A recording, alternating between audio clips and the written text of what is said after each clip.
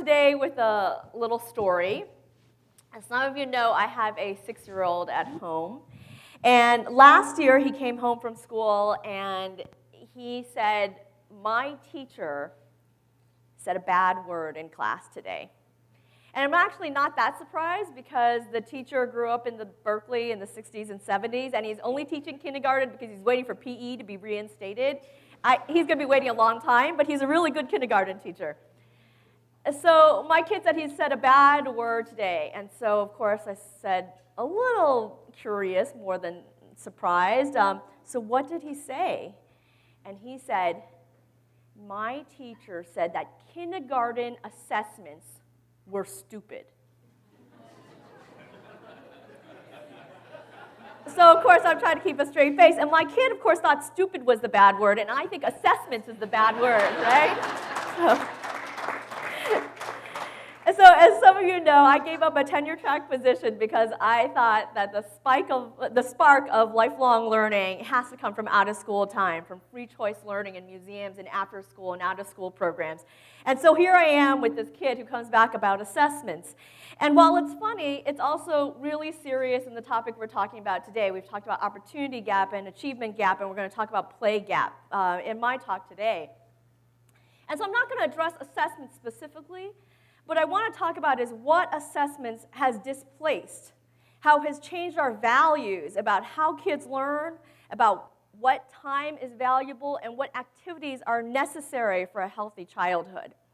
And so it's not about the assessments per se, it's about what they have displaced. They have displaced play, and I think there's empirical evidence as well as anecdotal studies that especially in schools that are underperforming, that are under remedial attention, they're the ones that are losing. Should I use the microphone? That's good. Is that they're the ones who are actually losing the play time. They're losing the unstructured time. Their time in the most needy, the most underperforming, under-resourced schools are being replaced by drill and kill and so on, all for good reasons. High-stakes testing is really important. It's not only important for the kids and the teachers, but for the principals, for the superintendents, for the mayors. How my kid does in class will affect my property values. It will affect the tax base in my community. And my kid goes to the West Contra Costa Unified School District. And before you ask, yes, it is the 3rd worst school district in California. It is worse than Oakland. And again, before you ask, yes, I knew that before I put him there, because I graduated from that school district before it faced bankruptcy when it was still called the Richmond Unified. So I know all this. I know that testing is important, but I know that my school, my teachers, those principals also care about play. So I'd like to talk a little bit about what is play, why the evidence for a play gap between privileged schools and low-income schools is really disturbing and should disturb all of us.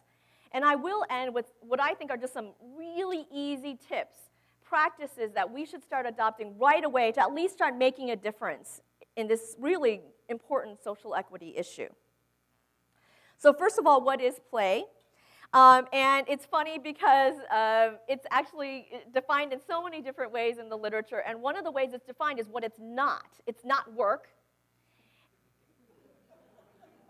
And also play is defined as sort of what it entails. So there's lots of classification, and as some of you know, I'm a paleontologist by training. I named a lot of fossils and things like that. And so I love classification, but you can also go too far. But this is one rubric of how to look at play. So there's social play, there's object play, there's pretend play, physical play, and nowadays media play, so playing with video games and so on. Now, I don't know what my kid is doing. It's probably a combination of all those kinds of play. It's messy play is what I call it at home. And this is what the Oxford Dictionary calls play, and I think this is one of the challenges because play has many different intuitive as well as research-based definitions. This is the popular definition. Play is to engage in an activity for enjoyment and recreation rather than a serious or practical purpose. And once you kind of get that in your head, you can see why we think play is nice to have, and that the kids who need to achieve, to improve their test scores, that play is not a serious pursuit. And in fact, what we would all say, what I would say the research points out, is that the less play you get, the less achievement, quote unquote, less success, quote unquote, you're going to get. And so it's this, unfortunately, this downward spiral between play and serious achievement. So there is, of course, as you know, so many advocates for play now, whether it's corporations for toys, whether it's sports industry. There's a lot of people who are now saying and pointing to hundreds of years of research that play is a vital part of childhood development. So recently in my sector, in the museum informal education sector, in 2015, the Minnesota Children's Museum came out with a research report that is a compilation of many standing respectable studies called The Power of Play. And then the federal government, the Institute of Museum and Library Services, came out with a study really sort of addressing early childhood, but has also emphasized the role of play in childhood development and the role of out-of-school time institutions in promoting play among parents and children. So play is starting to get some serious attention, and in fact, this has happened a couple decades ago. The United Nations High Commission on Human Rights proclaimed that play is a fundamental right of every child. And that is one of the reasons why, as you heard recently, there has been talk about in Syria and other places, Yemen, that there's a serious crisis, and that one of the equity issues for children, not just in safety, not just in health, but also the lack of play and time and mindset to be playful, as you should be, as a human right. And in fact, no less a serious institution is the World Bank. The World Bank actually invested in a play study. There's one in Jamaica, where there were hundreds of children who had been, they use the term stunted development because of malnutrition and high poverty conditions. And what they did was they had a study there where some families and children were given nutritional supplements, and others were given nutritional supplements plus a play supplement. Someone who came home with the parents and actually sat with the kids with blocks, not fancy toys, not funded by Mattel, a bunch of blocks, and sat there and showed parents and kids how to play. What they found was 20 years later, one of the few real longitudinal studies out there, that 20 years later, the children who had received play intervention had a 25% increase in their earning capacity, more than the ones who just got nutrition. It's not just nutrition alone that's going to make the difference.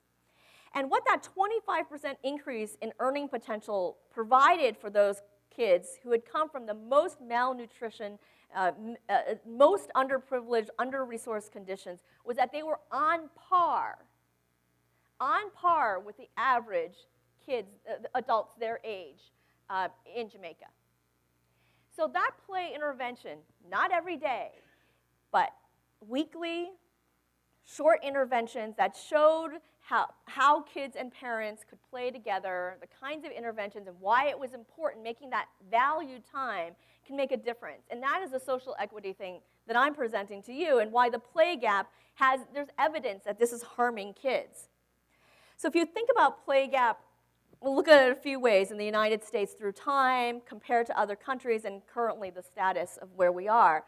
So through time, between 1988 and 2008, there's a study that says that children have 8 hours less of playtime per week. And maybe that's more now. And we all know about the stories about the kids who are doing homework till midnight, and that they go to the playground by themselves, their parents get called in by the police for leaving their children alone. So through time, there's a lot of anecdotal as well as quantitative data that shows that playtime has decreased, and the type of playtime has also decreased for kids in America. Secondly, in terms of worldwide, and again, looking at a very classic model of Finland, everyone is citing in Finland, but in Finland, kids don't start kindergarten until they're 6, so older than they are here, and until recently, teachers in kindergarten were forbidden to teach their kindergartners how to read. So it's changed now that you can show a kid how to read if they really want to. But it was actually prevented from teachers to do that in kindergarten. And instead, what is mandated in Finland kindergartens are 2 types of play that have to happen. One is guided play, where a teacher is actually providing the rules and a game and guiding that play. And they're mandated to have time for unstructured free play by kids. So they can play in the dirt, they can play in the mud, they can play games, they can play sports, they can play pretend, but that's mandated in a Finland kindergarten. And you look at kindergartners here, and you know that with standards and expectations and parent expectations, it's not all about the school district, it's not all about the teachers, it's also about what society and what parents think their kids should be doing to succeed in our society. So if you look at through time and play and worldwide, there are changes in how we look at play and how children are experiencing play. And I don't have a better way to explain how important this is and what that gap looks like, except by showing the video by Carla Sanger, who spoke here, and who truly transformed the way I think about my work. If we could show the video, Carla. Here's what's at stake. And this is, as uncomfortable as it is to hear, and it's also uncomfortable to say, it's the truth. There are education reformers out there with good intentions who portray enrichment and the arts and social emotional development as nice to have. It's good for kids, but not essential and not as important as a real focus on reading, writing, language development, cognitive skills. But not for their own children. Not for their own children, ladies and gentlemen. It's a wonderful ad in the New York Times for a new private school in Soho or Chelsea or wherever it is, Avenues. And it listed all these wonderful, wonderful components of cooperative learning and social emotional responsive activities and all these extraordinary opportunities for children, opportunities that all children should be privileged to have. Jane, Bob, do you know what the tuition is there? I'm sure it's 45 plus, 45,000 a year. Economically poor children should have those same experiences. And some of those folks who have supported that school are the first to say that economically poor children need to spend their time catching up and learning to be good consumers and good employees, though they may not say that, while wealthier kids should spend their time building all of these social skills and character through varied experiential learning to lead rich, fulfilling lives. There's a dichotomy here.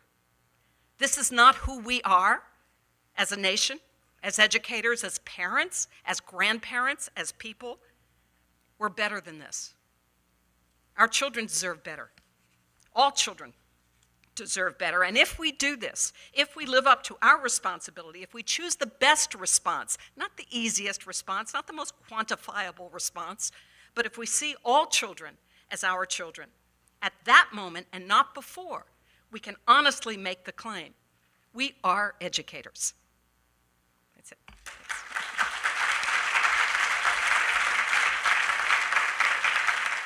So that's the talk to me that set me on the trajectory that I am now about bringing these kinds of things to all children. So what are children not getting? As we said, free, unstructured play and play without adult guidance. And of course, this is what we're all afraid of. It's Lord of the Flies, right, and Hunger Games if there's no adults. But there's a reason why a lot of the most beloved stories, Narnia and Peter Pan, Hansel and Gretel, Harry Potter, it's about kids learning from kids. Kids challenged and coming up with a solution. Kids trying to figure out their way in the world. That is what kids do. That's why we get mad that they would rather listen to their friends than us. But there is something about play and childhood relationships that is what matters to a lot of kids. And there is a study that I've actually presented when I was doing science in after school, that if you leave kids alone with a contraption, they come up with more ways to play with it. And they're more engaged than if a parent comes along and says, look, these are 5 things, this is a cool toy. And again, there's a reason. If an adult tells you, don't eat that berry, don't experiment. Don't eat the berry. But if there's things that you can explore, you would explore it better when there's no kids around. So let's get to some of the practical things that I'm suggesting that we take on. So one is thinking about how the play gap really matters and how to build those in. So we talk about obesity and healthy behaviors. Well, play, games, sports is a way to address the physical. When there's a play gap, we also lose those opportunities, as I mentioned, about social learning from each other, how to navigate conflict. When we're always intervening or we have too many rules, they're not able to navigate and come up with the skills that they need to survive.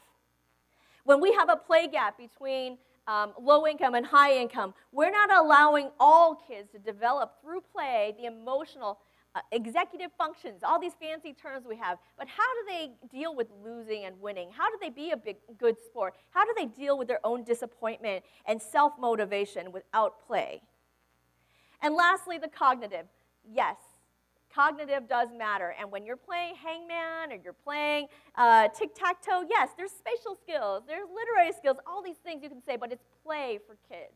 And when we eliminate play, we're not only losing individual skills or the opportunities to foster individual traits, we're losing whole child. So when we talk about youth development, we talk about whole child, we're really talking about play, but we pretend it's really fancy by saying it's whole child. It's play, because play actually engages the whole child. So again, some last few things to think about is that I really do believe in design principles. We've all talked about already at my table about how do you train staff, the turnover in staff, and so on. So I really believe in design principles that it's really hard to mess up. If I can put my chief financial officer and do something good with kids, then that's pretty good. So what I think is that there are 3 design principles we should think about: adult practice, time, and materials. So if we think about adult roles, you can be an onlooker, a stage manager, a co-player, or a play leader. I would suggest that we in after school should really focus on a couple roles. Stage manager, where you're setting the stage. And maybe you have some prompts, but you're making it a safe setting for them to play. And 2, being a co-player, sometimes joining in as a co-player, not as the leader. And one way to do that is to have Kid Rules Day. So you know what, I can't stand it when my kid comes up with rules because he always wins those games and he comes up with the rules. If we play the rules by the rules, I win. But sometimes let them do that. Maybe there's a Kid Rules Day where it's not about cheating when they change the rules. It's about them determining their own play. And secondly, have staff designated to co-play, to be the co-player of the day. One of the main things in museums we found is that parents don't play because they don't want to look silly. And that might be true with some of your staff, but if they have to take turns, somebody has to be silly that day, then they know it's their job, and they don't have to worry about what it looks like to the other adults. That is their job for the day. So maybe designate a co-player every single day. The time. And you know this, again, if you have kids at home, is that kids do not like to be interrupted. And studies show that it takes 30 minutes for kids to set up play, get into it, identify, and really get in the flow. So when we do play for 15 minutes at pickup time, we're not doing them service and they get mad. So this idea about building in 30 minutes and do it for dedicated time, not pickup time. And you know what? If the rainbow only has 3 colors, but they spent 30 minutes playing, so be it. If it's a STEM outcome, that's a problem. But if it's an art outcome, let it go. 30 minutes for play. And then lastly, materials. And I'll end with this, is just this idea of, the least fussiest will give you the most permission to let them mess around, and it's not pristine, it's not the rules that were written. Let them play with toilet paper rolls and some leftover bricks and boxes. That's how you're going to free your concepts up and then free them. So with that, I'm just going to end with one more story from my kid. And that is that the next day, after the story about the bad word, the kindergarten assessments were stupid, he literally, and I'm really not making this up, he wakes up in the morning, he opens his eyes, and he sits up, and he says, "Assessments, yay, yay, yay." And first of all, I'm thinking, I can't believe this is my kid. I am being punished. I must have had sushi when I was pregnant or something. How did I get this kid? And the other one is, I must be doing something wrong, right? And of course, I'll end with that, is then the day when kids think that assessments and playing games and playing recess and making art is the same, that it's celebrated because those are challenges, that you're self-motivated, that they're fun to solve, that they're something that you can learn from. It's an opportunity to engage with the world. That is the day we should be celebrating. When assessments and play are equally celebrated, that's when we get rid of the play gap and when we really start seriously providing equity and opportunity for all. Thank you.